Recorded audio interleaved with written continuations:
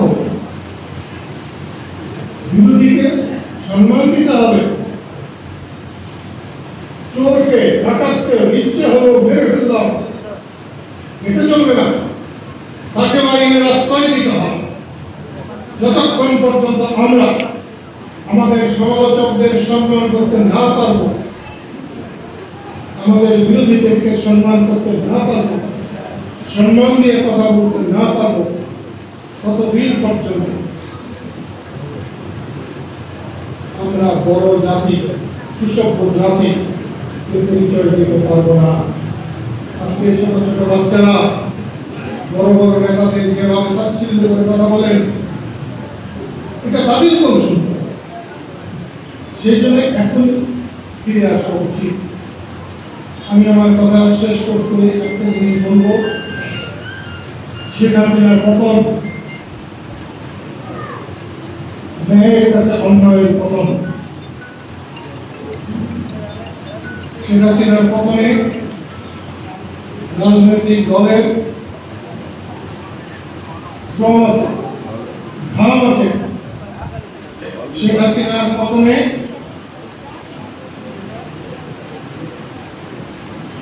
যারা বৈষম্য বিরোধী আন্দোলন করেছে তাদের ভূমিকা আছে, কিন্তু সর্বোপরি আল্লাহর রহমতে দেশের জনগণের দ্বারা শেখ হাসিনার পতন হয়েছে।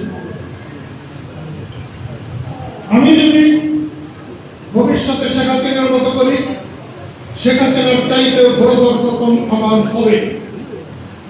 অন্য কেউ যদি করেন, সে পতন তারও হবে। কারণ শেখ হাসিনা অনেক কিছুই মানুষের মতে, মানুষের পথে, মানুষের ইচ্ছায় করতে পারেন নাই বলে আল্লাহর তরফ থেকে শেখ হাসিনার পতন করেছিল। যারা এই পতন ঘটানোর নেতৃত্ব দিয়েছেন তাদের সম্মান 1000 বছর থাকার কথা ছিল, 1000 বছর থাকা উচিত ছিল, কিন্তু তারা তাদেরকে নিয়ন্ত্রণে রাখতে না পেরে তারাই ধীরে ধীরে তাদের সে সম্মান খুইয়ে চলেছেন। আমি বলবো যে মানুষের সেবা পেয়ে তারা বিজয় অর্জন করেছেন, সেই মানুষের জন্য তারা যেন চিন্তা করেন, ভাবেন। 15 বছর 16 বছরে শেখ হাসিনা অন্যায় তারা 15 মাসে যদি করে বসেন, তাহলে মানুষ কিন্তু তাদেরকে স্মরণ করবে না। আমি সেই জন্য বলছি, আর দলাদলি হলাহলি না করে প্রত্যেকটা মানুষের আল্লাহর দুনিয়ায়, প্রত্যেকটা মানুষের নিরাপদে থাকার, বসবাস করবার, প্রত্যেকের মনে যেন জায়গা হয়, অন্যকে জায়গা দেওয়া, অন্যকে সম্মান দেওয়া, অন্যকে ভালো বলার। আল্লাহ কিন্তু ভালো বললে খুশি হন, আল্লাহ কিন্তু অন্যকে খারাপ বললে খুশি হন না। কারণ বান্দা আল্লাহ, আল্লাহর বান্দাকে খারাপ বলার আমার কোনো অধিকার নাই। শুধু ভালো বলার, ভালো বলার, ভালো বলার অধিকার আছে। আমরা আমাদের ভুলে একবার হয়তো নিশ্চয়ই আল্লাহর বান্দার নাহক সমালোচনা করি। আমি সবাইকে বড় ধন্যবাদ জানাই। আমার স্ত্রী আমি আল্লাহর কাছে আমাদের অনুরোধ করছি, আল্লাহর কাছে ব্যবহার করে নিশ্চয়ই কারো না কারো আল্লাহ কবুল করবে।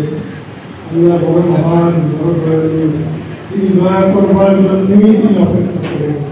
কার দোয়া, কার অনুরোধ, কার কান্না, কার চোখের কান্না আল্লাহ গ্রহণ করবেন জানে না। এই সভা থেকে একজন মানুষের দোয়া তাহলে আমার